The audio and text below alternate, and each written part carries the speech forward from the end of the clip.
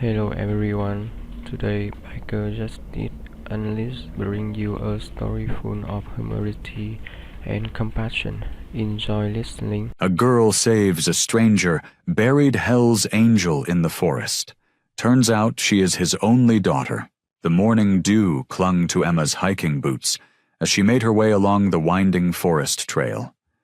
The sun had barely risen, casting long shadows through the towering pines and coating everything in a soft, golden light. As a volunteer park ranger, she loved these early morning patrols. The peaceful solitude, the crisp air, and the gentle sounds of nature waking up around her. She paused to make a note about a fallen branch blocking part of the trail when something caught her attention. A sound, faint but distinct, carried through the still morning air from somewhere behind a dense cluster of trees off the main path. Emma tilted her head, listening intently. It almost sounded like moaning? "Hello?" she called out, her voice echoing slightly in the quiet forest. "Is someone there?" No response came, but the strange sound continued. Emma pulled out her flashlight, even though daylight was growing stronger by the minute. Her heart beat a little faster as she carefully picked her way through the underbrush toward the noise. "Park ranger, does anyone need help?" She pushed aside some low-hanging branches, her boots crunching on dead leaves. The sound grew clearer, definitely human, but weak and intermittent. As she rounded the thick clump of trees, Emma's foot caught on something solid beneath the leaves. She stumbled slightly, catching herself against a tree trunk. Looking down, her blood ran cold. A human hand was partially visible through the scattered leaves and loose dirt. "Oh my God," she whispered, dropping to her knees. Her hands trembled as she began carefully brushing away the leaves and loose soil. More of the body became visible. An arm, a shoulder, the side of a face. The person had been haphazardly covered with dirt and forest debris, but not deeply buried. Emma's first aid training kicked in as she worked to uncover the person, her movements becoming more urgent when she realized the faint sounds were coming from them. Male, she noted automatically, probably in his 30s. No obvious injuries that she could see, but his clothes were dirty and torn. "Sir, can you hear me?" she asked, her voice steady despite her racing heart. She pressed her fingers to his neck, finding a pulse, weak but present. His skin felt cool to the touch. With careful but determined movements, Emma dug around his body, clearing enough space to get a grip under his shoulders. She silently thanked the Park Service for their mandatory emergency response training as she positioned herself properly to pull him out without causing further injury. "Hang on," she murmured, more to herself than to the unconscious man. "I'm going to get you out of here." It took several minutes of careful maneuvering, but she finally managed to free him from the shallow grave. His chest rose and fell with shallow breaths, but he remained unresponsive to her voice. Emma quickly checked his pockets, looking for a wallet or any form of identification, but found nothing. Even the labels had been cut out of his clothes. She pulled out her radio with one hand, while keeping her other hand on his pulse. "This is Ranger Emma Carlton. I need immediate medical assistance on the North Trail, approximately 2 miles from the ranger station. I've found an unconscious male, appears to be a victim of foul play. He's breathing but unresponsive. Over." As she waited for a response, Emma shrugged off her jacket and carefully placed it over the man to help warm him. The morning suddenly felt much colder as the reality of what she'd discovered settled over her. Someone had tried to bury this man alive in her forest, and she had no idea who he was or who would do such a thing. Emma's fingers pressed gently against the man's neck, counting the beats while watching her watch. His pulse was irregular but present, about 50 beats per minute, she estimated. Too low, but at least it was there. The man's chest rose and fell with shallow breaths, each one accompanied by a faint wheezing sound that worried her. "Stay with me," she murmured, opening her first aid kit. She pulled out a thermal blanket, carefully wrapping it around his body. The morning air was getting warmer, but his skin still felt cold to her touch. Emma checked his pupils with her penlight. They reacted to the light, which she knew was a good sign. The radio at her hip crackled. "Copy that, Emma. Emergency services are en route, but the nearest ambulance is 30 minutes out. Can you transport to station? Over." Emma looked down at the unconscious man. He wasn't particularly large, but moving him wouldn't be easy. Still, waiting here for half an hour could make things worse. "Copy that. I'll bring him in. Over." She knew the proper way to carry someone in this situation. She'd done the training dozens of times. Emma positioned herself carefully, planting her feet firmly on the ground. With practiced movements, she got her arms under his shoulders and knees, taking a deep breath before lifting. The man was lighter than she expected, but still heavy enough to make her arms strain. Emma adjusted her grip, making sure his head was supported against her shoulder. His breathing seemed a little steadier now, though he remained unconscious. "Okay," she said softly. "Let's get you somewhere safe." The walk back was slow and methodical. Emma picked her way carefully along the trail, grateful that she knew these paths like the back of her hand.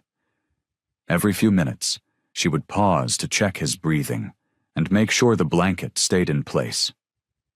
As she walked, questions tumbled through her mind. Who was this man? Why had someone tried to bury him? Should she have waited for the police instead of moving him? The ranger station had basic medical supplies and a cot. It would have to do until help arrived. The man stirred slightly in her arms, making a soft sound of distress. Emma paused, adjusting her hold to keep him steady. "You're safe now," she assured him, even though she wasn't sure he could hear her. "I've got you." The familiar shape of the ranger station came into view through the trees. It was a modest building, painted forest green with a small porch out front. Emma's arms were burning now, but she maintained her careful pace as she approached the door. Maneuvering through the doorway took some awkward shuffling, but she managed to get inside without bumping his head. The small cot in the corner, usually reserved for rangers taking quick breaks during long shifts, would have to serve as a temporary bed. Emma gently laid him down, immediately checking his pulse again. It seemed a bit stronger now, closer to 60 beats per minute. She propped his feet up with a spare blanket, remembering her first aid training about treating shock. The man's face was peaceful despite everything, his chest rising and falling more regularly now. Emma pulled up a chair beside the cot, watching him closely while she waited for emergency services to arrive. Her training told her she'd done the right thing bringing him here, but another part of her worried about having this mysterious man in her station. She glanced at the radio, wondering if she should call for backup from the other rangers. The nearest station was 20 minutes away, and Tom would be on duty by now. But as she watched the man's steady breathing, Emma hesitated, her hand hovering over the radio. The kettle whistled softly on the small hot plate in the corner of the ranger station. Emma lifted it carefully, pouring the steaming water into a mug with a chamomile tea bag. The familiar, soothing aroma filled the small space as she stirred in a spoonful of honey. A rustling sound from the cot made her turn. The man was stirring, his eyes fluttering open.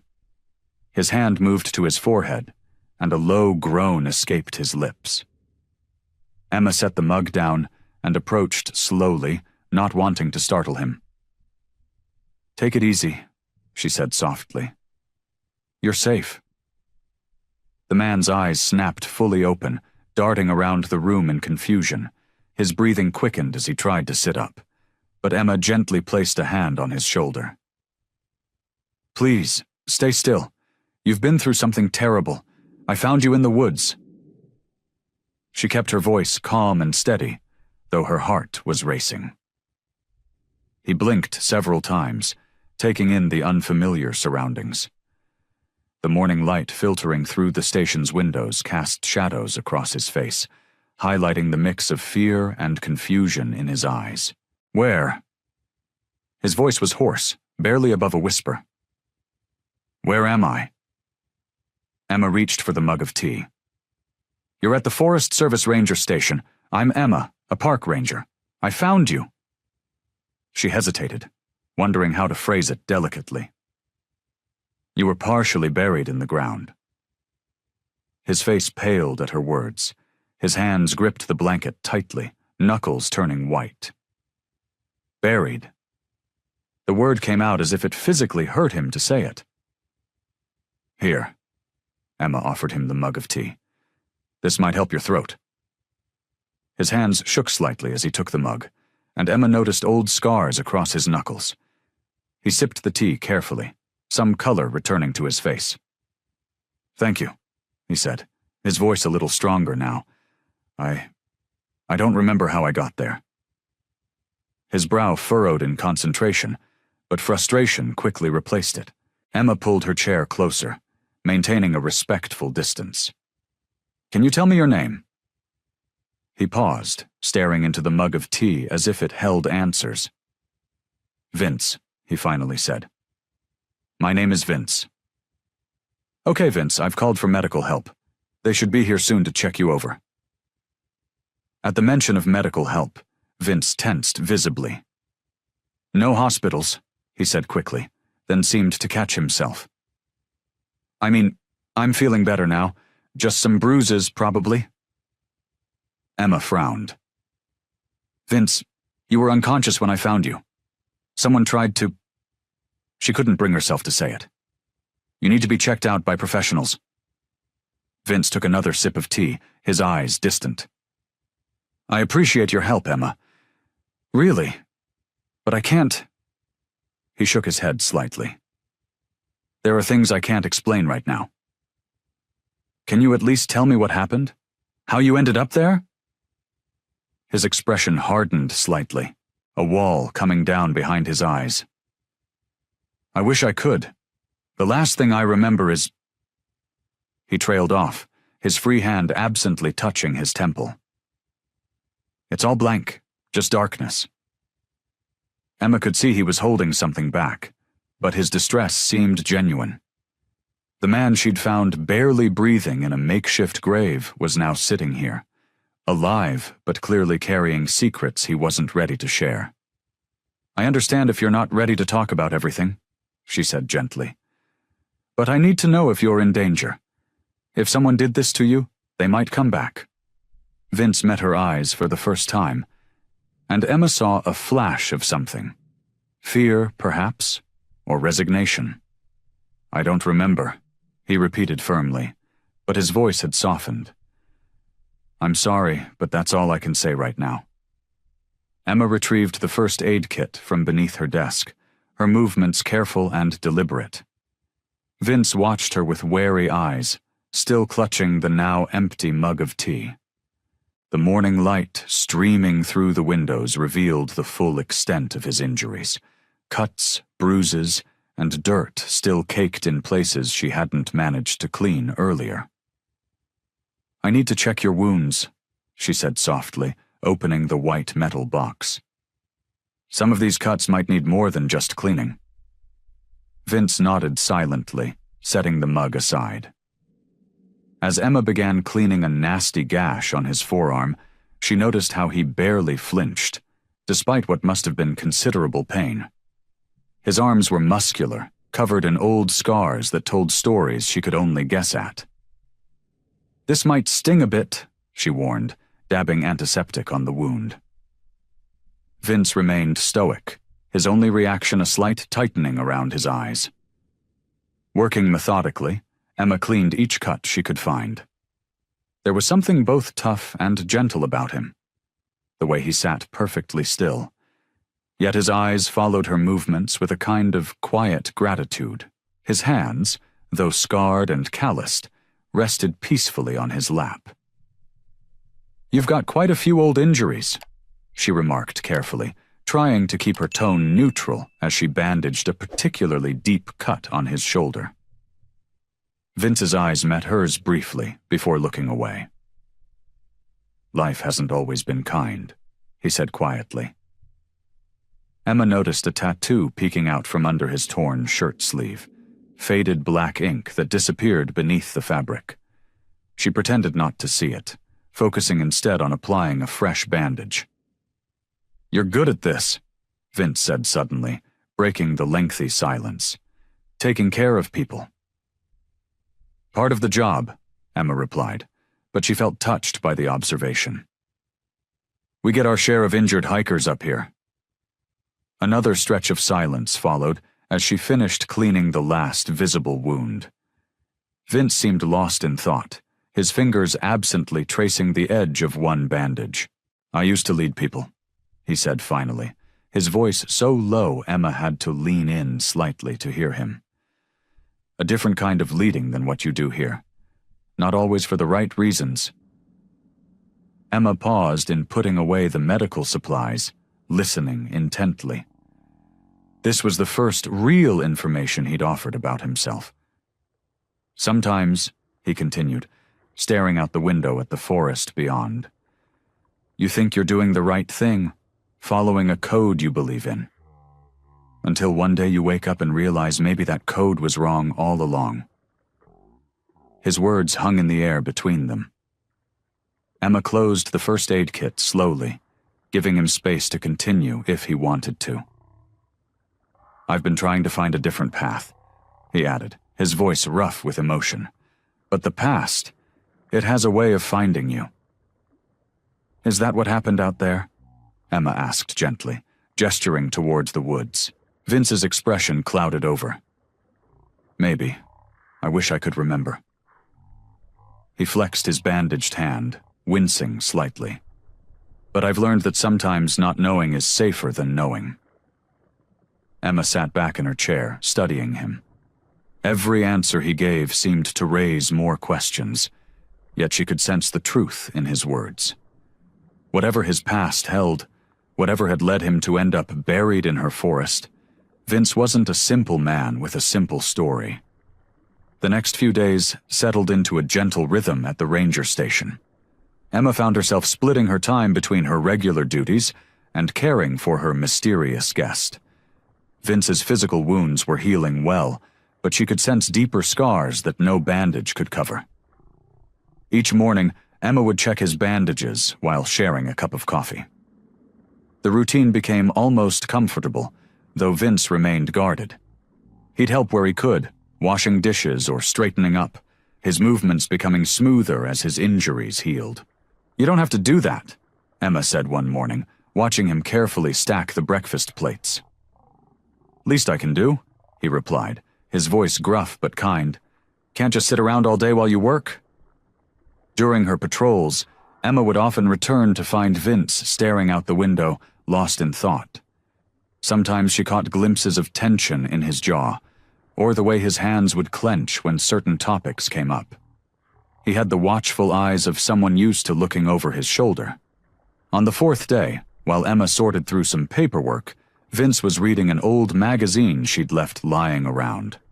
A motorcycle roared past on the distant highway, and Emma noticed how he stiffened at the sound, his knuckles whitening as he gripped the magazine pages. "That sound brings back memories, doesn't it?" she ventured carefully.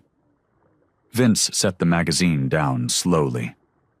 "Yeah," he said, his voice tight. "Not all of them good." Emma put down her pen, giving him her full attention. The afternoon sun cast long shadows across the station's wooden floor, and somewhere outside, a bird called out sharply. "I've noticed how you react to certain things," she said gently. "The way you're always aware of exits, how you check the windows at night. You've lived in a dangerous world, haven't you?" Vince's expression hardened for a moment, then softened as he met her concerned gaze. He rubbed his hand across his jaw, where several days' worth of stubble had grown. Used to ride with a club, he said finally, each word seeming to cost him something. Long time ago. We called ourselves brothers then. His voice took on a bitter edge. Thought we were living free, following our own rules. Emma stayed quiet, afraid any response might make him retreat back into silence. The clock on the wall ticked steadily, marking the moments. But that's all I'm saying about that life, he added abruptly, his shoulders tensing. His hands started to shake slightly, and he clasped them together to hide it. Some things are better left in the past. The sudden shift in his demeanor was striking. The same man who had been calmly washing dishes that morning now looked like he might bolt from the room. His breathing had become shallow, and a muscle worked in his jaw. "It's okay," Emma said softly, recognizing the signs of someone fighting back difficult memories. "You don't have to explain anything you don't want to." Vince stood up suddenly, pacing to the window. His reflection in the glass showed a face twisted with inner turmoil. He pressed his forehead against the cool pane, closing his eyes. "I shouldn't even have said that much," he muttered, more to himself than to Emma. "Talking about it just makes it real again." The evening settled in around the ranger station like a warm blanket. Emma stirred a pot of homemade soup on the stove while Vince sat at the small kitchen table, absently folding paper napkins into neat triangles. The routine they'd developed felt oddly comfortable, despite the lingering mysteries surrounding her guest. "So," Emma ventured, testing the soup with a wooden spoon, "did you grow up around here?" She tried to keep her tone casual, stirring the pot with measured movements. Vince's hands stilled on the napkin. "Out west," he said after a pause, his voice flat. The answer hung in the air, offering no detail, no warmth. "Must have been nice," Emma pressed gently. "Wide open spaces and all that?" "Suppose so?" Vince returned to folding the napkin, his movements more deliberate now. Emma ladled the soup into bowls, setting one in front of him. Steam curled up between them like the questions she couldn't quite grasp answers to. "Any siblings?" "Just me." His response was quick this time, practiced. The clock ticked steadily on the wall as they ate in silence. Emma noticed how Vince's spoon moved mechanically from bowl to mouth, his eyes fixed on some distant point beyond the kitchen window. "Your parents must worry about you," she tried again, watching his face carefully. Vince set his spoon down with a soft clink. "They're gone now." His words were quiet but firm, clearly marking a boundary he didn't want to cross. After dinner, Emma gathered his clothes for washing. The fabric was still caked with dried mud from when she'd found him. As she sorted through the pockets, checking for anything that might ruin the wash, her fingers brushed against something smooth and rigid. She pulled out a photograph, worn at the edges and creased down the middle.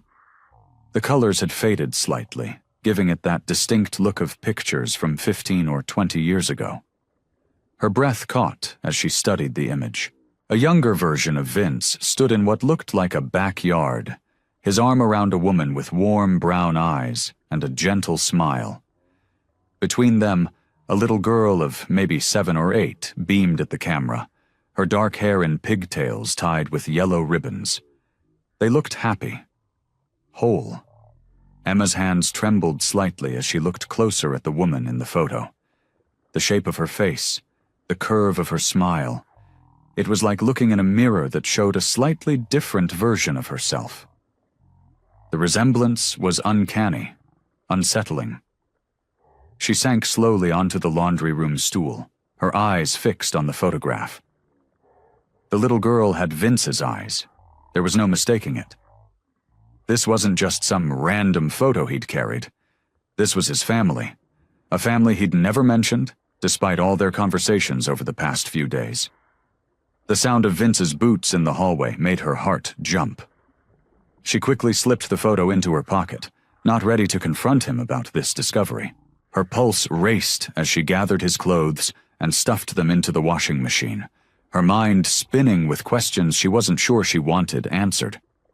Emma's fingers traced the edges of the photograph as she paced the small living room. The setting sun cast long shadows through the windows, making the station feel more confined than usual. She'd been carrying this weight all afternoon, and now, watching Vince slowly make his way to the couch, she knew she couldn't hold it in any longer.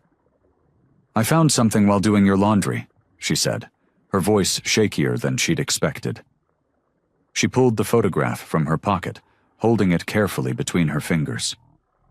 Vince's reaction was immediate. His whole body tensed, and his eyes locked onto the picture with an intensity that made Emma take half a step back. The comfortable atmosphere they'd built over the past few days evaporated in an instant. "That's private," he said, his voice low and controlled, but Emma could hear the strain beneath it. "The little girl," Emma pressed on, even as her heart hammered in her chest. "Is she your daughter?" "No." The word came out sharp and fast, like a door slamming shut. Vince stood up, his movements stiff, reaching for the photograph. Emma held it just out of reach. "You're lying." She gestured to the image. "She has your eyes, Vince, the same exact shape, the same color." "I said no." His voice was harder now, but something flickered across his face. Pain, maybe, or fear. "It's just an old picture, from another life." "And the woman?" Emma's voice cracked slightly. She looks so much like me. Or maybe I look like her?" She studied his face, searching for any sign of recognition or admission. Vince turned away, running a hand through his gray-streaked hair. "You need to stop this," he said, but his voice had lost some of its edge. "Some things are better left alone." "My father left when I was 8, Emma said, the words tumbling out before she could stop them. "I barely remember him now, but I remember he used to fold napkins into triangles, just like you do, and he had this way of—" "Emma." Vince's voice was almost pleading now. "Don't." "Look me in the eye," she demanded, stepping closer. "Look me in the eye and tell me you're not my father." Vince finally turned to face her, his expression guarded but his eyes troubled. "I'm not your father," he said, each word careful and measured. "Now please, give me the photograph." Emma handed it over, watching as his fingers closed around it with surprising gentleness. But she'd seen the way his hand trembled slightly, noticed how he couldn't quite meet her gaze as he spoke. She sat down heavily in the armchair, her mind racing. Everything about him, his reluctance to talk about his past, his mysterious appearance, the photograph, the resemblance, it all pointed to something he wasn't telling her. The possibility that had seemed absurd just days ago now felt like it might be the only thing that made sense. As Vince carefully tucked the photograph into his shirt pocket, Emma made a silent decision. She would find out the truth, no matter what it took. She had resources as a ranger, contacts in local law enforcement. There would be records somewhere, traces of the past that even Vince couldn't completely erase. She watched him settle back onto the couch, his movements careful and measured, like a man carrying a heavy secret. The questions burned inside her, but she held them back. For now. The Liberty County Public Library smelled of old books and fresh coffee from the small cafe in the corner.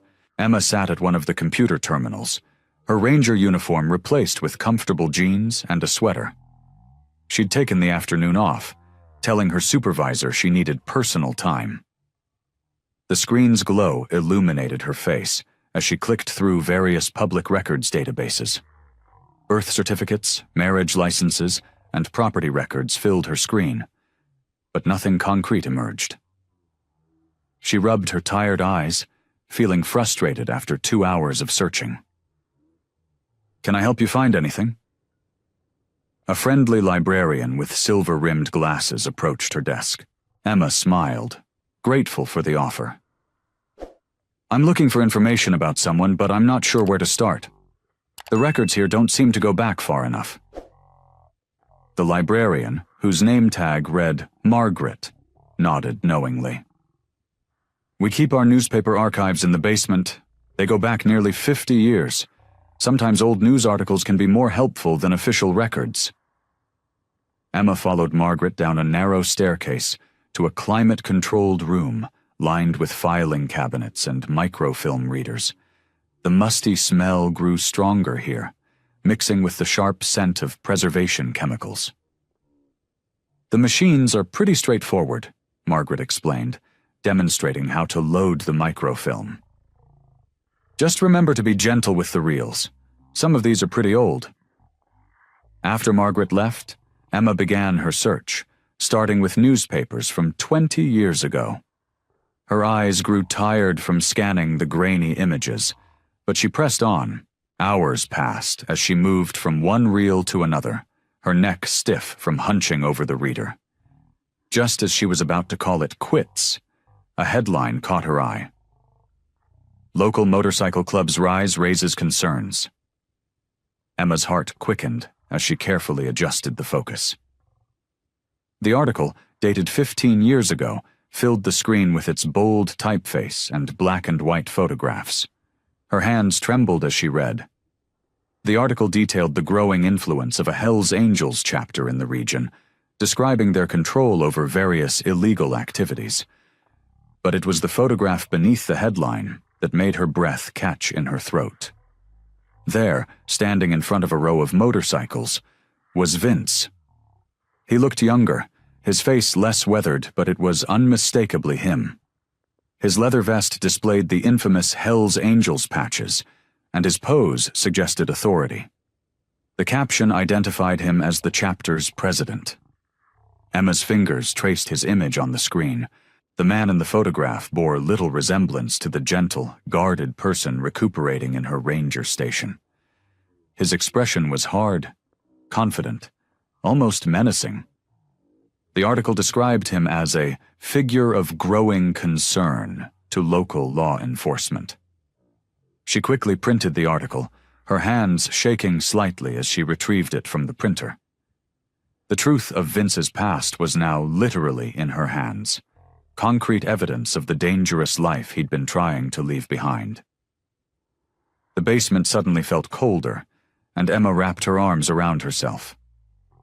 The gentle man who folded napkins into triangles and spoke softly had once led one of the most notorious motorcycle gangs in the region.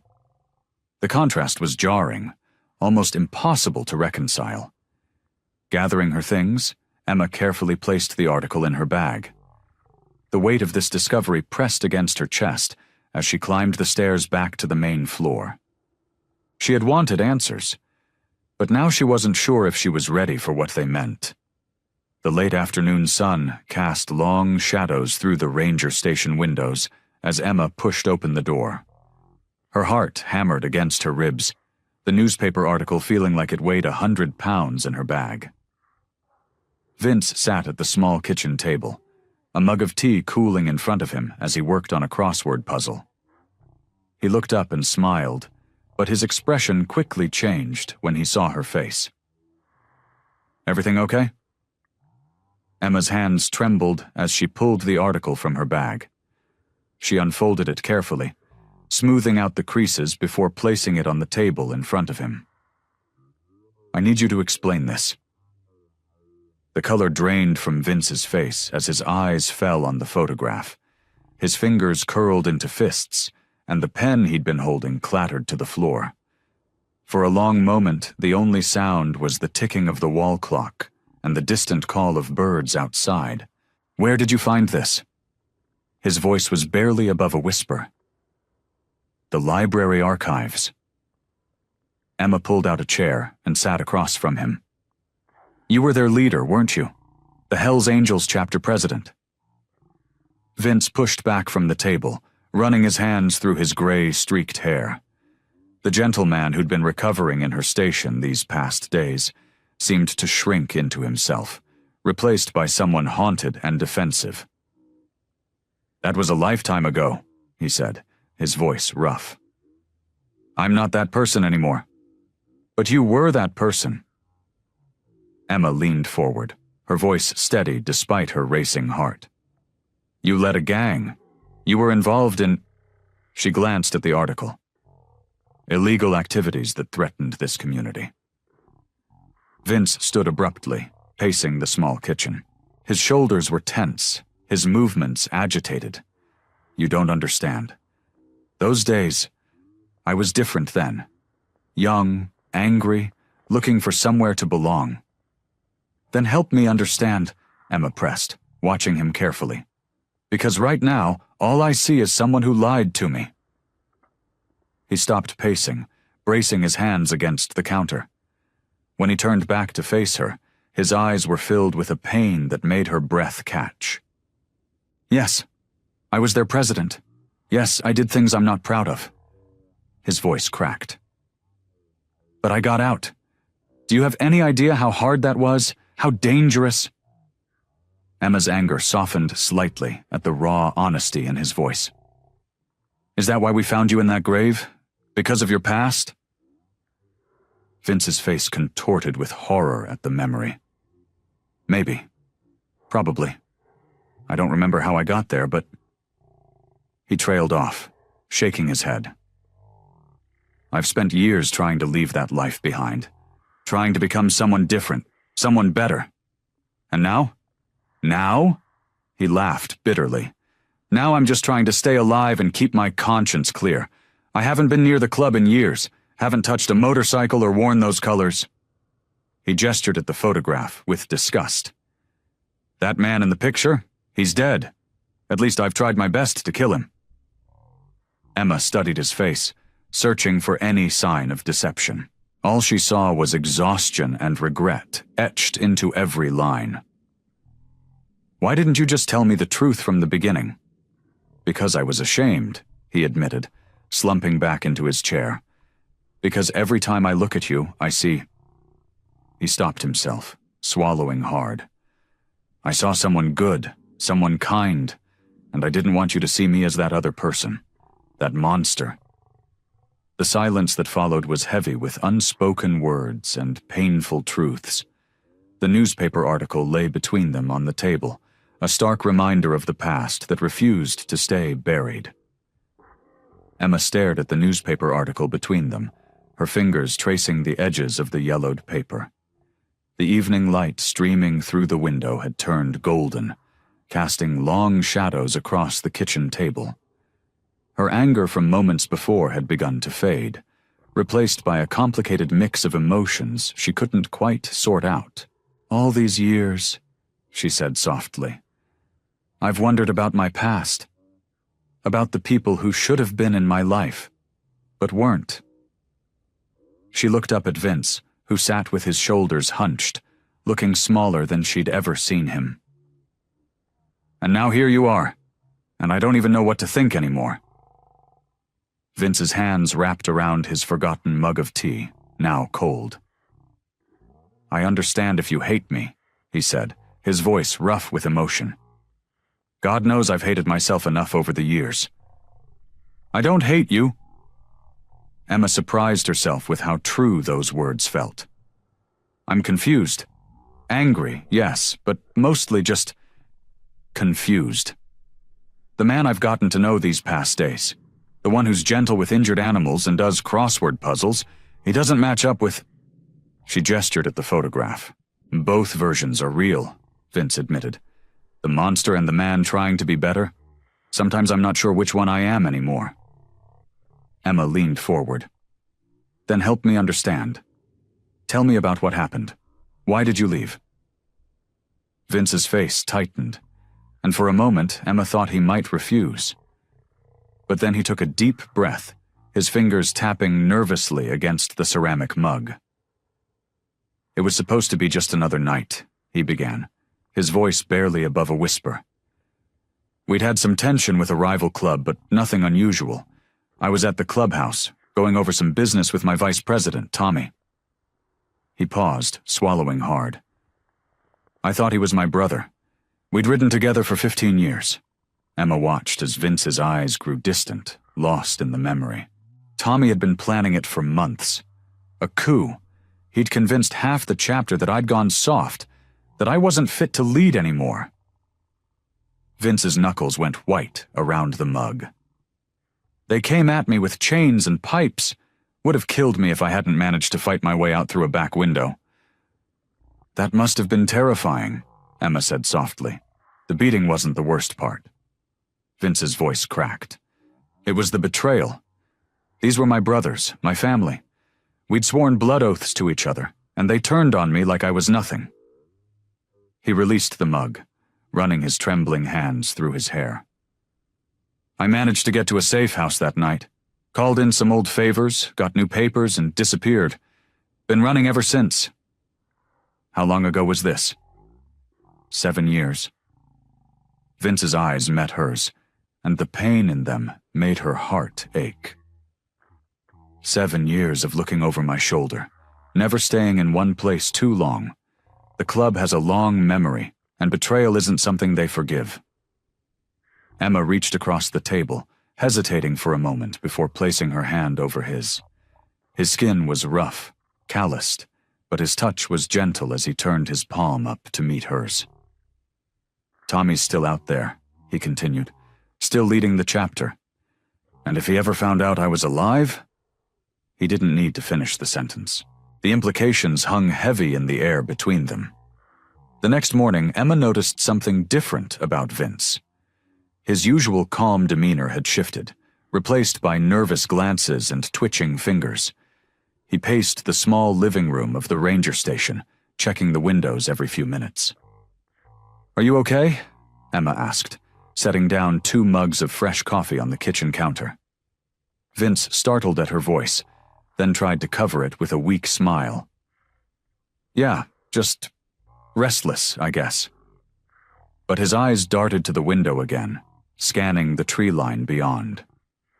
Emma watched as he walked to the front door, checking the lock for the 3rd time in 10 minutes.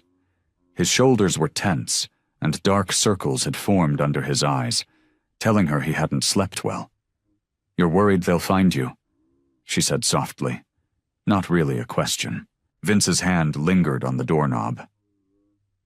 Being in one place too long, it's dangerous. They have connections everywhere. Post offices, gas stations, diners. He turned to face her, his expression haunted. Sometimes it just takes one person recognizing my face, making one phone call. But we're in the middle of nowhere, Emma reminded him, trying to sound reassuring. The nearest town is 30 miles away. Distance doesn't matter to them. Vince resumed his pacing, his coffee forgotten. They're like wolves. Once they catch a scent... He shook his head. I shouldn't have stayed this long. I'm putting you in danger too. Emma stepped into his path, forcing him to stop. Hey, look at me. She waited until his eyes met hers. You're safe here. Nobody knows you're here except me. But Vince's anxiety seemed to grow as the day progressed. During lunch, a distant motorcycle sound made him drop his fork, his face going pale. When Emma's radio crackled with routine check-ins from other rangers, he flinched each time. By evening, his paranoia had reached a fever pitch. He insisted on closing all the curtains, even though the ranger station was surrounded by dense forest. Emma watched with growing concern as he positioned chairs under the doorknobs of the back doors. Maybe we should call someone, Emma suggested carefully. The police? No! Vince's sharp response made her jump.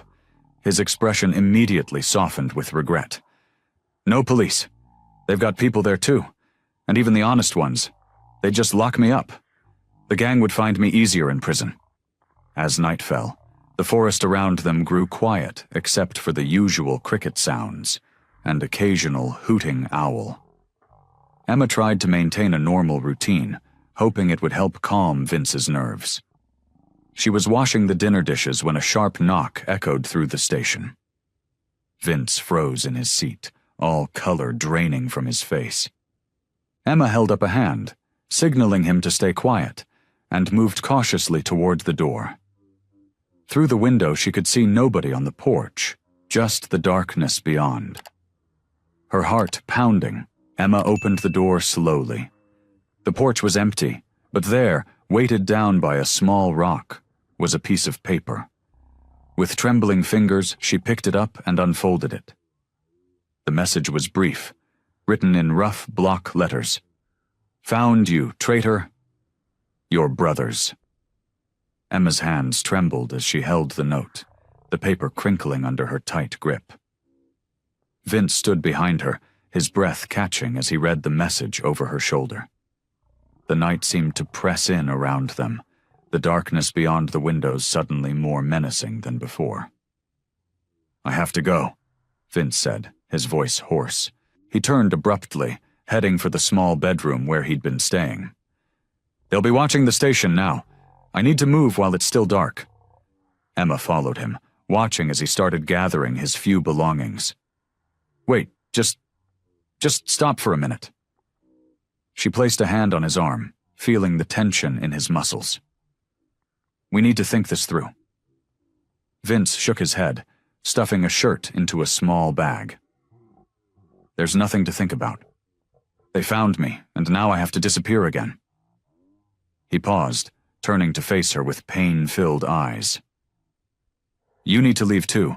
Go stay with friends somewhere far from here. They won't hesitate to hurt you to get to me." "I'm not going anywhere," Emma said firmly, crossing her arms. "This is my home, my job, and—" She swallowed hard. "You're my father. I just found you. I'm not losing you again." Vince's movements slowed, his shoulders sagging. "Emma, you don't understand what these people are capable of. I've seen what they do to traitors and their families. They're not just thugs. They're organized, methodical, and they never forget a betrayal." "Then help me understand," Emma insisted. She moved to block the bedroom doorway. "Tell me exactly what we're dealing with so we can face it together." "Together?" Vince's laugh was bitter. "I've spent the last 15 years alone because together gets people killed. Your mother understood that. Why do you think she kept you away from me all these years?" Emma felt the sting of his words but stood her ground. "I'm not a child anymore. I'm trained in wilderness survival. I know these forests better than anyone, and I have connections with local law enforcement." "No police," Vince cut in sharply. "Then we'll figure something else out," Emma pressed. "But I'm not letting you disappear into the night. Not again." Her voice cracked slightly. "Dad, please." The word hung in the air between them. Vince's hands stilled on the bag he was packing, his expression softening for a moment before hardening again with resolve. "You don't owe me anything," he said quietly. "I wasn't there for you growing up. I don't deserve your loyalty now." "This isn't about what you deserve," Emma replied. "It's about what I choose, and I choose to help you, whether you like it or not." Vince ran a hand over his face, looking suddenly tired. "You're as stubborn as your mother," he muttered. "I get it from both sides," Emma said, managing a small smile. "Look, I know you're trying to protect me, but running away alone isn't the answer. Not this time." "Emma," Vince's voice was pleading now. "I can't be responsible for dragging you into this life, into my mistakes. These people, they won't stop until they find me. You'd be giving up everything. Your career, your safety, maybe even your life." "I understand the risks," Emma said firmly. "And I'm staying. We'll figure this out together." For a long moment, father and daughter stood in silence, each reading the determination in the other's eyes. Finally, Vince dropped his bag onto the bed, a mix of emotions playing across his weathered face. "You really aren't going to back down, are you?" "Not a chance." Emma moved with purpose through her ranger station, her mind racing through possibilities. She grabbed her topographical maps from the desk drawer and spread them across the kitchen table, weighing down the corners with mugs. "These trails here," she pointed to a series of winding lines. "They're old logging roads. Most people don't even know they exist anymore. Her finger traced the path. We could use them as escape routes if we need to. Vince leaned over the maps, his brow furrowed. The gang will have motorcycles. They can cover ground faster than we can on foot. Not in these woods, Emma said firmly. These trails are overgrown, barely wide enough for a person to walk through.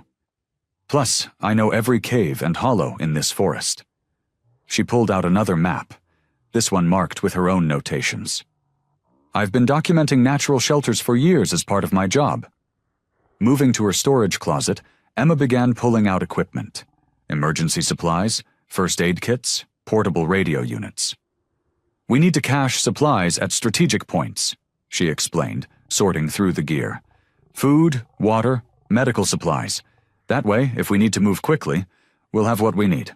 Vince watched her work, his expression a mix of concern and growing admiration. You've really thought this through. I'm a ranger, Emma replied, checking the batteries in a flashlight. Being prepared is part of the job. She moved to the windows, examining the locks. We should reinforce these and set up some early warning systems around the perimeter. She grabbed some fishing line from her gear and began stringing it between trees near the cabin, attaching small bells at intervals. Low-tech, but effective, she explained. Anyone trying to sneak up will trigger these. Vince stepped outside to help her, his movements cautious as he scanned the tree line. The gang, they won't expect this level of preparation, he admitted. They're used to dealing with people in cities, not someone who knows wilderness survival. That's our advantage, Emma said, setting up a small mirror system that would reflect any approaching headlights. We're not fighting them on their terms. We're making them fight on ours. Back inside, Emma pulled out her satellite phone. This works even when cell service is down, and I've got a solar charger to keep it powered. She paused, looking at Vince. I know you don't want to involve the police, but we should have some way to call for help if things get really bad. Vince ran his hand along the map's surface, tracing the escape routes Emma had marked. His expression softened as he watched his daughter work, her movements efficient and purposeful. She wasn't just acting on emotion. She had real skills, real knowledge that could help them survive. I've spent so long running alone, he said quietly, always looking over my shoulder, never trusting anyone.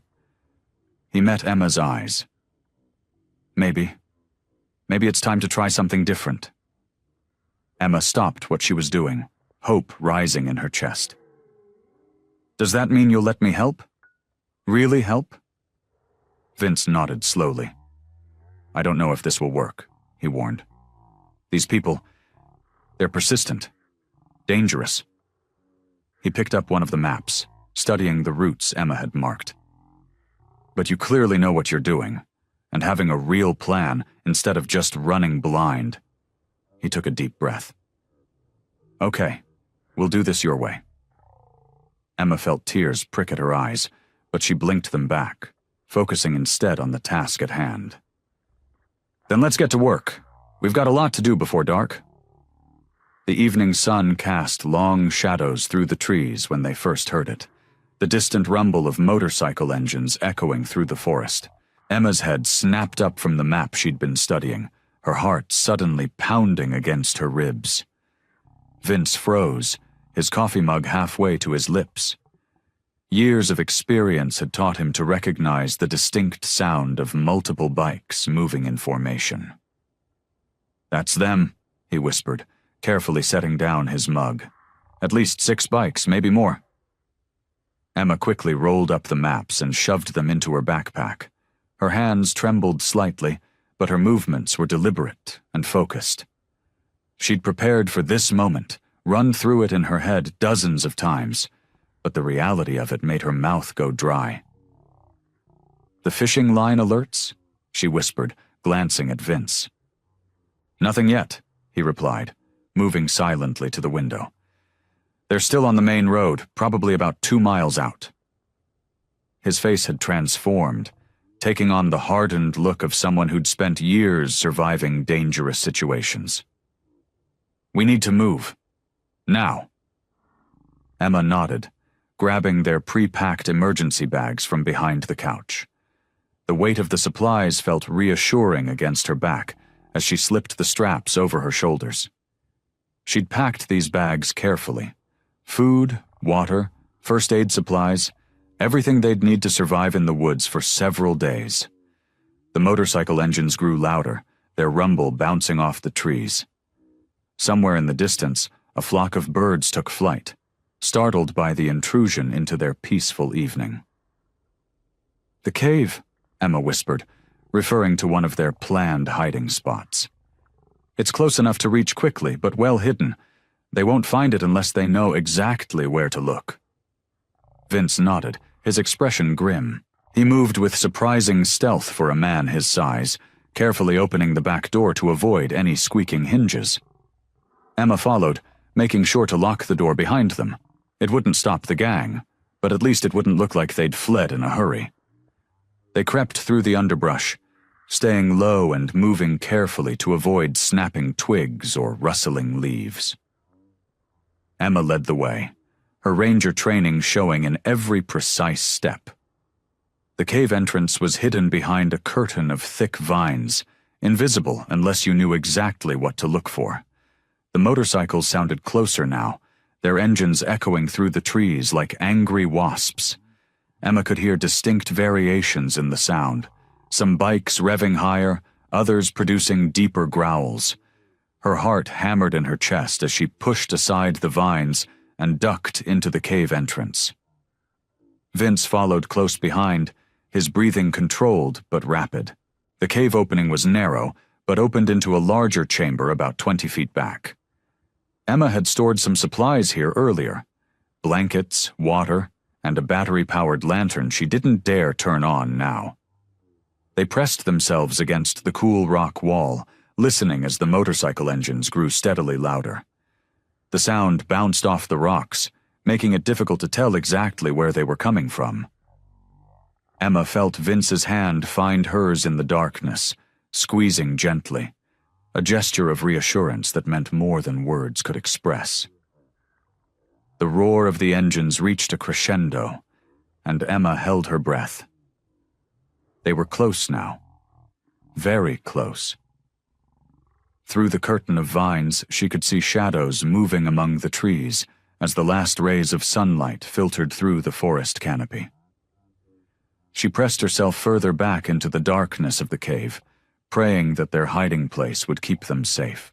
The thundering engines cut out one by one, replaced by an eerie silence that seemed to press against Emma's ears. From their hiding spot in the cave, she could hear boots crunching on gravel and the metallic clink of kickstands being deployed. Vince's grip on her hand tightened. Even in the dim light filtering through the vines, she could see the tension in his jaw, the way his eyes remained fixed on the cave entrance. His breathing was shallow and controlled, barely making a sound. "Check the cabin," a gruff voice called out, "and the surrounding area. The old man's got to be around here somewhere."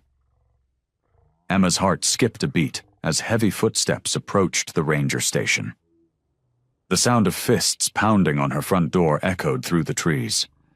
When no one answered, there was a loud crash. They'd broken in. "Nothing fresh in here?" someone shouted from inside. "Coffee's still warm, though. They couldn't have gone far." Through gaps in the vine curtain, Emma caught glimpses of the gang members. They wore leather vests decorated with patches, their faces hard and weathered. One man, taller than the rest, seemed to be giving orders. He had a distinctive scar running down the side of his neck.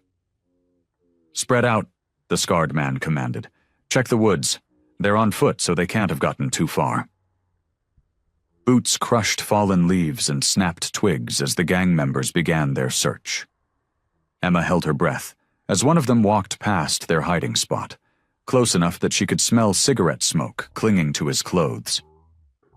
The man paused, and for a heart-stopping moment, she thought he might have noticed something. Vince's body tensed beside her, ready to spring into action if needed. But the gang member just spat on the ground and moved on, his heavy boots fading into the distance. Minutes stretched like hours as they listened to the search continue. The gang members called out to each other, their voices growing more frustrated as they found nothing. Emma's legs began to cramp from staying so still, but she didn't dare move. "Boss," one of them shouted, "found some tracks heading east toward the highway." They're fresh. Emma remembered the false trail she'd laid earlier that morning, just in case something like this happened. She'd deliberately walked that path several times, making sure to leave clear footprints in the soft earth. "Mount up," the scarred man ordered. "We'll catch them on the road." The sound of boots returning to gravel filled the air, followed by the roar of motorcycles coming back to life. The engines revved aggressively, their noise drowning out everything else. Then, gradually, the sound began to fade as the gang headed east, following the false trail. Even after the last echoes of the motorcycles had died away, Emma and Vince remained still and silent, listening intently for any sign that someone had stayed behind. But there was nothing except the natural sounds of the forest. Birds cautiously returning to their songs, leaves rustling in the breeze. Finally, Vince released his grip on Emma's hand. She flexed her fingers, trying to restore circulation. Her heart was still racing, and she could feel herself trembling now that the immediate danger had passed. "They'll be back," Vince whispered, his voice barely audible. "Once they realize they've been fooled, they'll return." Emma nodded, knowing he was right. The gang would return, probably with even more members, and they'd search more thoroughly next time. Their temporary victory felt hollow in the face of this certainty. In the dim light of the cave, Emma and Vince sat in silence, their hearts still racing from the close encounter. The distant echoes of motorcycle engines had long faded, but the tension lingered. Vince's weathered face looked haunted, his eyes fixed on some distant point, as if seeing ghosts from his past. "I can't keep running forever," he whispered, his voice rough with emotion. "And I can't keep you in the dark anymore." Emma shifted closer, careful not to make too much noise. "Tell me everything," she said softly. Vince took a deep breath, his shoulders sagging as if carrying an invisible weight. "I was their leader for 15 years, the Steel Riders chapter of the Hells Angels. We weren't just some motorcycle club. We were organized crime, drug trafficking, weapons, protection rackets." His voice cracked. "I told myself we had a code, that we were different from common criminals, but that was just a lie I used to sleep at night." He rubbed his face with trembling hands. 3 years ago, everything changed. My second in command, Marcus, the one with the scar you saw today, he wanted to expand into human trafficking. Vince's fists clenched. "Kids, Emma. They wanted to traffic kids." Emma's breath caught in her throat. She could see the pain etched in every line of her father's face. "I refused, tried to shut it down, but Marcus had already turned half the chapter against me." Vince's voice grew quieter. "One night, they ambushed me at my home. Beat me within an inch of my life. Would have killed me if I hadn't managed to escape." Tears welled in his eyes. "But that's not what keeps me up at night. It's all the years before that. All the lives I helped destroy with the drugs we sold, the families we tore apart, the violence we spread." He looked at Emma, his eyes full of shame. "Including yours. I abandoned you and your mother because the club came first. What kind of father does that?" Emma reached out and took his hand. It was rough and calloused, but it trembled in her grip. "I've been running ever since," he continued. "Not just from them, but from everything I did. When they found me last week, they tried to finish what they started. I fought back, but there were too many. They must have thought I was dead when they buried me." He gave a bitter laugh. "Maybe I should have been." "Don't say that," Emma whispered fiercely. "You don't understand," Vince said, his voice breaking. "I'm not a good man, Emma.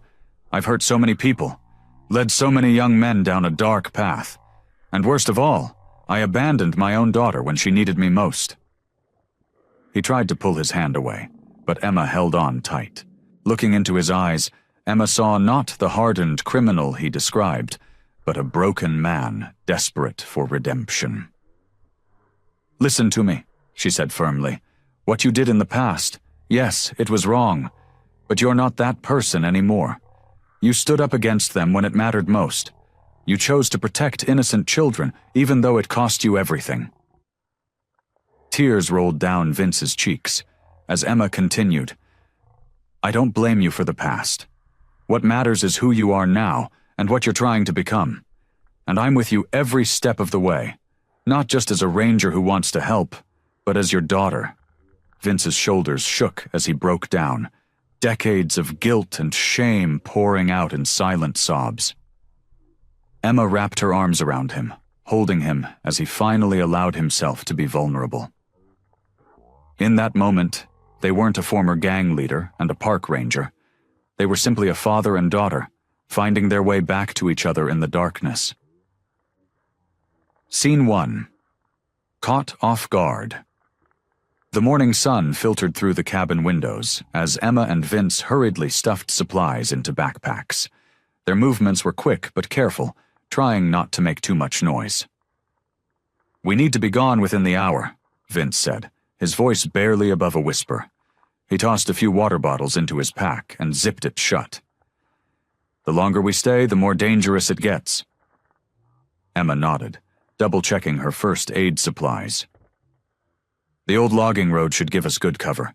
We can follow it north until we reach—" The sound of motorcycles cut through the morning silence.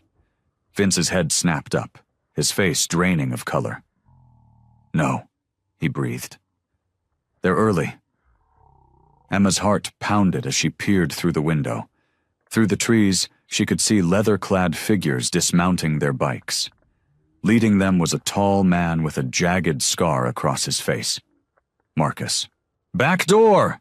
Vince whispered urgently, grabbing their packs. "Now!" They crept toward the rear of the cabin, but the floorboards creaked beneath their feet. Outside, heavy boots crunched on gravel, getting closer. The back door opened with a soft click. Emma stepped out first, followed by Vince. They'd barely made it 3 steps when a gruff voice called out, "Going somewhere, old man?" 2 gang members emerged from behind the cabin, weapons raised. More footsteps approached from the front. They were surrounded. Marcus appeared, his scarred face twisted in a cruel smile. "You always were predictable, Vince. Trying to sneak out the back? Amateur hour." Vince pushed Emma behind him, his stance protective. "Let her go, Marcus. She has nothing to do with this." "Oh, but she does now." Marcus's eyes glinted dangerously. "Your daughter, right? The forest ranger who's been harboring a fugitive?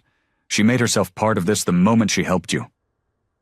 Emma's fingers closed around the pepper spray on her belt. Vince tensed, reading the situation. 5 gang members, all armed. Bad odds. What happened next was a blur of motion. Vince suddenly lunged at Marcus, catching him off guard. Emma sprayed pepper spray into the eyes of the nearest gang member, who howled in pain. Chaos erupted. Fists flew, bodies crashed together. Emma ducked a wild swing and drove her knee into someone's stomach. Her ranger training kicked in. But these weren't drunk campers or belligerent hikers. These were hardened criminals. Vince fought like a man possessed, his experience evident in every move. But he was outnumbered. A heavy pipe caught him in the ribs with a sickening crack. He stumbled but kept fighting. Emma saw her opening. "Dad!" she screamed. "The ravine!" They broke away from the fight, sprinting toward the steep incline behind the cabin. Gunshots cracked through the air, splintering tree bark around them. Vince stumbled, clutching his side, but Emma grabbed his arm and pulled him along. They half ran, half slid down the ravine, loose rocks tumbling with them. Behind them, angry shouts and more gunfire echoed through the trees. Vince's breathing was labored, his face pale with pain. At the bottom of the ravine, they splashed through the shallow creek, the cold water soaking their boots. Emma supported more of Vince's weight with each step. Blood seeped through his shirt where the pipe had struck him. "Keep going," he gasped, even as he sagged against her. "They won't. Follow us, through the water." They pushed on, the sounds of pursuit growing fainter. Emma's heart hammered in her chest as she half-carried her injured father through the creek, praying they'd put enough distance between themselves and their pursuers. The gang's angry shouts faded into the distance, but Vince's condition was worsening. His steps became more unsteady, his breathing more ragged. Still, they pressed on, knowing that stopping wasn't an option. Not yet. A father's redemption darkness crept through the forest like a heavy blanket, bringing with it a bone-chilling cold. Emma and Vince had found shelter beneath a rocky outcropping, hidden from view by thick undergrowth. The sound of running water from a nearby stream helped mask any noise they made. Emma's hands trembled as she carefully lifted Vince's shirt to examine his injuries. Dark bruises spread across his ribs like storm clouds, and dried blood caked his skin. She pulled supplies from her first aid kit, grateful she'd thought to grab it during their escape. "This is going to hurt," she warned softly, cleaning the wounds with antiseptic wipes. Vince's jaw clenched, but he didn't make a sound. His face was pale in the dim light of Emma's small flashlight, beads of sweat dotting his forehead despite the cold. "I think you have broken ribs," Emma said, carefully wrapping bandages around his chest. "You need a hospital." "Too risky," Vince muttered through gritted teeth. "They'll check there first." Emma sat back on her heels, suddenly overwhelmed by their situation. Everything she'd known, her quiet life as a forest ranger, her simple routine, had been shattered. Now here she was, hiding in the woods with her injured father, running from a dangerous motorcycle gang. Tears welled up in her eyes. "I'm sorry," Vince whispered, noticing her distress. "I never wanted this life for you. All these years I stayed away to protect you from exactly this." "But you didn't protect me," Emma replied, wiping her eyes. "You left me wondering, making up stories about who my father might be. Every Father's Day, every graduation, every important moment. You weren't there." Vince's face crumpled with pain that had nothing to do with his physical injuries. "I know. I told myself I was doing the right thing, keeping you safe from my world. But maybe I was just being a coward." A twig snapped in the darkness, making them both freeze. After a tense moment, a deer emerged from the shadows, regarded them briefly with dark eyes, then disappeared into the undergrowth. Emma released her breath slowly. "What happens now?" she asked, her voice small in the vast darkness. "I don't know," Vince admitted. He shifted, wincing at the movement. "Everything I've done, all the people I've hurt, the lives I've destroyed." His voice cracked. "How can anyone come back from that? How can I ever make it right?" Emma was quiet for a long moment, listening to the gentle rustle of leaves overhead. Finally, she reached out and took his hand. "Maybe you start by forgiving yourself," she said softly.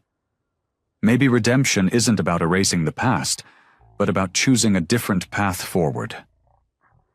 "You make it sound so simple," Vince said, his voice rough with emotion. "It's not simple," Emma replied, "but it's possible. Look at what you did today. You fought to protect me. You chose to put yourself between me and danger. That's not nothing, Dad." The word Dad hung in the air between them, weighted with years of absence and longing. Vince's fingers tightened around hers. I don't deserve your forgiveness, he whispered. Maybe not, Emma agreed. But you have it anyway. And maybe that's where redemption starts, with someone believing in you enough to give you a second chance. Dawn broke over the forest, painting the sky in soft shades of pink and gold. Emma supported Vince as they made their way through the dense underbrush, his arm draped over her shoulders. Every few steps, she felt him tense with pain, though he tried to hide it. There's a town about 5 miles north, Vince said between labored breaths. Maplewood Creek. It's small, off the main highways, the kind of place where strangers stick out, which means the gang won't want to draw attention there. Emma adjusted her grip on him, careful to avoid his injured ribs. How do you know about it? I passed through once, years ago, he replied. There's an old-timer there, Marcus, who helps people disappear, runs a general store as a cover. They walked in silence for a while, the only sounds their footsteps on the forest floor and the occasional call of a morning bird. Emma's muscles ached from supporting Vince's weight, but she pressed on. The weather had turned humid, making their clothes stick uncomfortably to their skin. Wait, Vince whispered suddenly, pulling them both to a stop. He cocked his head, listening intently. Emma held her breath, straining to hear what had caught his attention. In the distance, the distinctive rumble of motorcycles echoed through the trees. They veered east, away from the sound, picking their way carefully through a patch of thorny brambles. Emma's heart pounded with each rev of the distant engines, but gradually, the sound faded away. They're searching the main roads, Vince explained. They don't know these back trails like I do. After what felt like hours, they emerged from the densest part of the forest onto an old logging trail. Vince's breathing had become more labored, and sweat dripped from his face despite the cool morning air. There, he pointed with his free hand. See that path? It leads to an old hunting cabin. Marcus keeps it stocked for emergencies. The cabin was little more than a shack, its wooden walls weathered gray by years of exposure. Thick moss covered most of the roof, and the small windows were clouded with grime. But to Emma's exhausted eyes, it looked like paradise. Inside, the cabin was surprisingly well maintained. A pot-bellied stove sat in one corner, and shelves lined the walls, stocked with canned goods and basic supplies. A narrow cot was pushed against the far wall, covered with a thick wool blanket. Emma helped Vince onto the cot, then began searching through the supplies. She found a first aid kit that was far better stocked than her own, and some pain relievers that would help with Vince's injuries. Here, she said, handing him some pills and a bottle of water she'd found. These should help with the pain. Vince took them gratefully, then leaned back against the wall with a grimace. We can rest here for a bit, catch our breath. Marcus checks this place every few days. When he comes, he can help us figure out our next move. Emma nodded, sinking onto a wooden chair. The cabin felt secure, a temporary haven from the chaos they'd left behind. But she knew they couldn't stay here indefinitely. The gang was still out there, searching, and sooner or later they'd have to move on. For now, though, they had shelter, supplies, and most importantly, time to plan their next step. She looked at Vince, who had finally allowed himself to close his eyes, his face etched with exhaustion. The cabin might not be a permanent solution, but for the moment, it was enough. The late afternoon sun filtered through the grimy cabin windows, casting long shadows across the wooden floor. Vince sat on the edge of the cot, his bandaged ribs making every movement a careful consideration. Emma watched as he reached into his jacket pocket and pulled out a worn leather wallet. There's something I need to tell you, he said, his voice quiet but steady. Before I left the gang, I made sure to set aside some money. A lot of money. Emma leaned forward in her chair, curious. What kind of money are we talking about? Vince's weathered hands trembled slightly as he opened the wallet, revealing a small piece of paper with numbers written on it. I've got about $500,000 stored away in various accounts. Clean money, mostly from legitimate businesses I ran on the side. He paused, rubbing his temple. I always knew that someday I'd need to make things right. The gang. We hurt a lot of people over the years. Families torn apart, businesses destroyed, lives ruined. His voice cracked with emotion. I kept track of them all, wrote down their names, remembered their faces.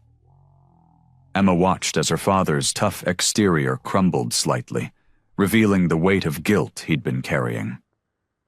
All this time, I've been running from my past, but I've also been holding on to this money, waiting for the right moment to use it. What do you want to do with it? Emma asked softly. Vince looked up, his eyes clear and determined. I want to help rebuild what we destroyed, set up a fund for the victims' families, help people get back on their feet, maybe even create a program to keep kids from getting mixed up with gangs in the first place. Emma moved to sit beside him on the cot, careful not to jostle his injuries. That's actually amazing, Dad. The word Dad hung in the air between them, and Vince's eyes grew misty. I know it won't fix everything, he continued, his voice rough with emotion. But it's a start. I've been carrying this guilt for so long, and I need to do something with it besides just running. But you know what this means, don't you? Emma said gently. To do this properly, to really help these people, you'll need to turn myself in, Vince finished. Face the consequences of what I've done. He let out a heavy sigh. I've been thinking about it since we got here. Maybe it's time to stop running. Emma placed her hand over his. Using the money to help others, that's real redemption. And if facing justice is part of that journey, then maybe that's what needs to happen. I always thought staying free was the most important thing, Vince admitted. But seeing you, knowing I have a daughter who's grown into someone so strong and good, it's made me realize I want to be someone worthy of being your father. Emma squeezed his hand. You don't need to earn my love, Dad. But I support you wanting to make things right. We can figure out how to use the money to help those families, create something positive out of all this. Vince nodded slowly, his expression clearing as if a great weight had been lifted. Maybe it's time to stop hiding in the shadows and face the light. Use this money to create something good, something that might help heal some of the wounds I helped create. The small cabin creaked in the evening wind as Vince paced back and forth, his injuries making each step deliberate and careful. Emma sat at the rickety wooden table, spreading out a map of the local area. The weight of their decision hung heavy in the air. I know some good people in law enforcement, Vince said, breaking the tense silence. Officers who've been trying to bring down the gang for years. They'll listen if I come forward with what I know. Emma looked up from the map, her eyes filled with concern. Are you absolutely sure about this? Once we start, there's no going back. Vince stopped pacing and leaned against the wall, wincing slightly. I've spent too many years running, Emma, living in fear, always looking over my shoulder. He gestured to his bruised ribs. And now they've found me anyway. Maybe it's time to face this head on. Emma nodded, pulling out her phone. I have a friend in the state police. She's trustworthy, and she can help coordinate with the FBI. She paused, studying her father's face. But you'll need to tell them everything. I know. Vince moved to the table and carefully lowered himself into a chair. I've got names, dates, locations, evidence of their operations across 3 states, things I kept track of, thinking maybe someday. His voice trailed off. You were planning for this all along, weren't you? Emma asked softly. Vince's weathered face showed a hint of a smile. Maybe deep down, I knew this day would come, that eventually I'd have to make things right. They spent the next hour going over the details. Emma made careful notes while Vince outlined key information about the gang's operations. With each revelation, his shoulders seemed to straighten a little more, as if unburdening himself of long-carried secrets. "The gang's got a big meet planned next week," Vince explained, pointing to a location on the map. "All the chapter leaders will be there. If we time this right, law enforcement could take down the entire leadership in one sweep." Emma's hand trembled slightly as she marked the spot. "But we'll have to get closer to them first, to confirm the details." "Yeah," Vince agreed grimly. "And that's the dangerous part. We'll need to get near enough to verify the meeting without being spotted." He reached across the table and covered Emma's hand with his own. "You don't have to come with me. You've already done more than enough." Emma shook her head firmly. "I'm not letting you do this alone. We're in this together now." Vince's eyes grew misty, and he squeezed her hand. "I never thought I'd have this chance, to make things right, to be the father you deserve." "Whatever happens," Emma said, her voice steady, "we're doing the right thing, and I'm proud to be doing it with you." They spent the next few hours preparing, gathering supplies and planning their approach. The reality of what they were about to do settled over them like a heavy blanket, but neither showed any sign of backing down. As night fell, they sat side by side on the cabin's small porch, watching the stars emerge. The forest around them was quiet, offering a momentary peace before the storm they knew was coming. "You ready for this?" Emma asked, breaking the comfortable silence. Vince took a deep breath, his voice calm and resolute. "For the first time in years, I think I am."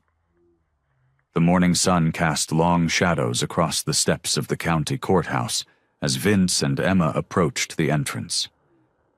Each step felt heavy, deliberate, like walking through deep water. Emma noticed her father's jaw tighten, his shoulders square up, the same determined look she'd seen when he'd made tough decisions at the cabin. "I've called ahead," Emma said softly, her hand resting gently on his arm. "Agent Martinez is waiting inside. She's prepared to hear everything." Vince nodded, his expression a mix of resolve and apprehension. "Just remember what we discussed. Stay back when they make the arrest. I don't want you caught in the middle of anything." The courthouse lobby was quiet, their footsteps echoing off the marble floors. A tall woman in a dark suit approached them, her FBI badge visible on her belt. "Mr. Vincent Miller?" she asked, extending her hand. "I'm Agent Martinez. We spoke on the phone." Vince shook her hand firmly. "Thank you for meeting us." His voice was steady, though Emma could detect a slight tremor beneath the surface. They were led to a conference room where two other agents waited. Maps and photographs covered one wall, surveillance photos of the gang members Vince had once led. Emma's breath caught as she recognized some of the faces from old newspaper clippings. "Before we begin," Vince said, settling into a chair, "I want to make something clear. I'm here to help you take down the current leadership, but I'm also ready to face whatever consequences come my way. No deals, no special treatment." Agent Martinez nodded, respect flickering across her features. "Understood. Let's start from the beginning." For the next 3 hours, Vince laid out everything he knew. Names, dates, locations, details stored away for years, finally seeing the light of day. Emma watched as the agent's expressions shifted from skepticism to understanding, then to determination as the full scope of Vince's information became clear. When they reached the part about the upcoming leadership meeting, the room's energy changed. "This is our chance," Agent Martinez said, spreading out a tactical map. "If what you're saying is accurate, we can coordinate with local law enforcement for a synchronized operation." "It's accurate," Vince confirmed, "and I'll help you verify the details, but from a distance. I won't risk them spotting me and calling off the meet." The plan came together quickly. Surveillance teams were dispatched, and within days, they had visual confirmation of gang members arriving in town. Emma watched from the safe house as her father worked with the authorities, providing crucial insights into the gang's patterns and behaviors. On the day of the raid, Emma stood with Agent Martinez in the command center, watching multiple screens as the operation unfolded. SWAT teams moved in simultaneously at 3 locations, catching the gang leadership completely off guard. The takedown was swift, precise, and, most importantly, bloodless. 15 arrests, Agent Martinez announced, turning to Emma with a smile. Including all 7 chapter leaders, your father's information was perfect. Emma felt tears welling up as she watched Vince on one of the monitors. He stood straight-backed, speaking with a senior FBI official, his expression both relieved and resolute. The weight of years of silence and secrets seemed to lift from his shoulders. Later, in a quiet moment before he would be formally processed, Vince pulled Emma into a tight hug. "I'm sorry for all the years I missed," he whispered, "but I'm going to make things right, starting today." "I know, Dad," Emma replied, holding him close. "I know you will." Agent Martinez approached with a gentle smile. "It's time," she said softly. Vince nodded, squeezed Emma's hand one last time, and turned to face what came next, not as a man running from his past, but as someone finally walking toward his future. 6 months after the raid, Vince sat at a weathered desk in a small office within the county courthouse. The walls were decorated with thank you cards and letters from families he'd helped through the victim compensation program he'd established. His own savings, combined with seized gang assets, had created a foundation dedicated to helping those affected by gang violence. "Mr. Miller?" A young woman stood in his doorway, clutching a folder. "The youth center plans are ready for review." Vince smiled warmly, gesturing for her to enter. The plans showed a former gang hangout transformed into a community center, complete with job training facilities and counseling rooms. It was the 3rd such center they'd developed in as many months.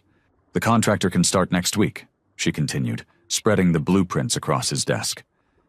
"And the former members you've been working with are eager to help with the renovation." Working with reformed gang members had become a crucial part of Vince's mission. He'd discovered that many, like himself, had been looking for a way out, but hadn't known how to make that first step. His program offered them legitimate work, counseling, and a chance to make amends.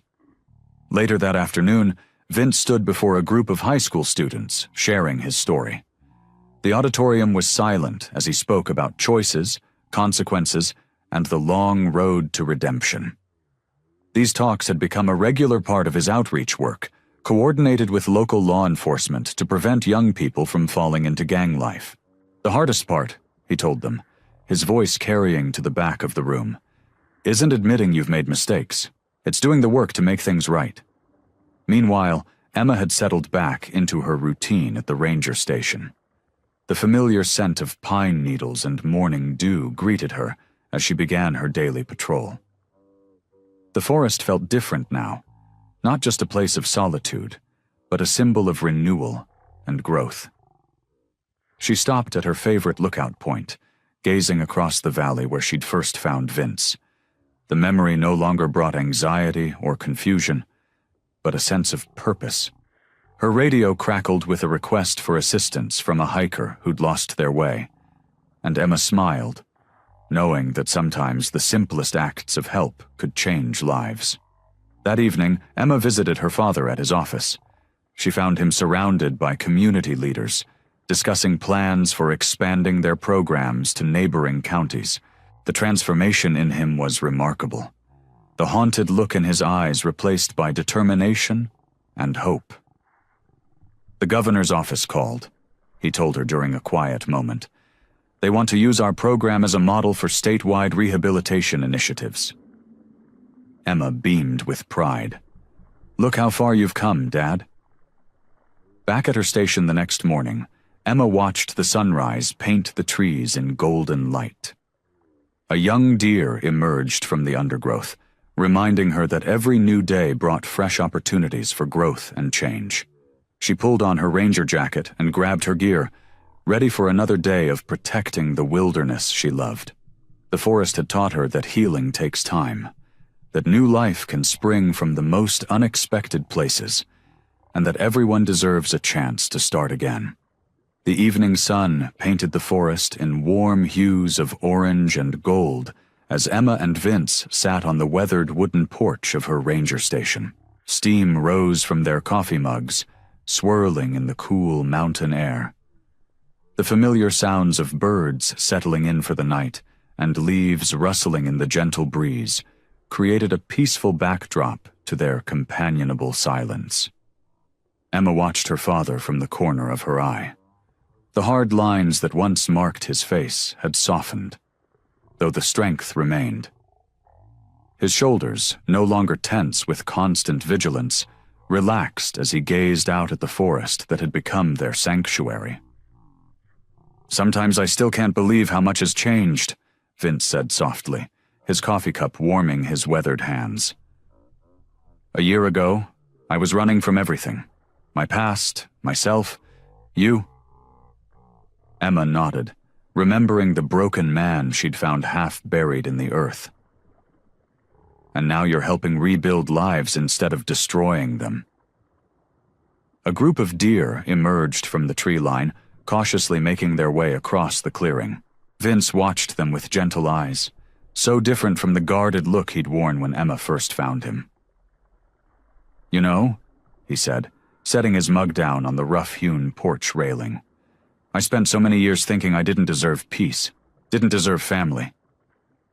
He turned to face Emma, his eyes bright with emotion. "Didn't deserve you." Emma reached over and squeezed his hand. The gesture had become natural now, though it had taken months for them to bridge the gap that years of separation had created. "Everyone deserves a second chance, Dad, even former Hells Angels presidents who get themselves buried in the woods." She smiled teasingly. Vince chuckled, a sound that had once been rare but now came easily. "I'm just grateful you were stubborn enough not to give up on me." He paused, watching as the last rays of sunlight filtered through the trees. "Your mother would be proud of you, you know. The work you do here, the way you protect this place and the people who come through it." Emma felt warmth spread through her chest at his words. They talked about her mother more freely now, sharing memories instead of avoiding the pain of loss. "She'd be proud of you too, Dad, of who you've become." A cool breeze rustled through the trees, carrying the sweet scent of pine. Emma pulled her ranger jacket closer around her shoulders, feeling content in a way she never thought possible when she first found Vince. Their relationship had grown like the forest around them, slowly, steadily, putting down strong roots that could weather any storm. "We've got that new youth program starting next week," Vince mentioned, his voice full of purpose. 10 kids already signed up, former gang members' children mostly. Breaking the cycle, Emma nodded approvingly, one family at a time. They fell into comfortable silence again, watching as the first stars appeared in the darkening sky. The forest settled around them, a living reminder of nature's capacity for renewal and growth. Emma looked at her father, seeing not the hardened gang leader he once was, but the man he'd become, someone who used his experience to guide others toward better paths. Emma smiled, feeling the deep sense of peace that had gradually replaced the turmoil of their earlier days. Their journey wasn't over. There would always be more lives to touch, more wounds to heal, more trust to build. But they had each other now, and that was enough.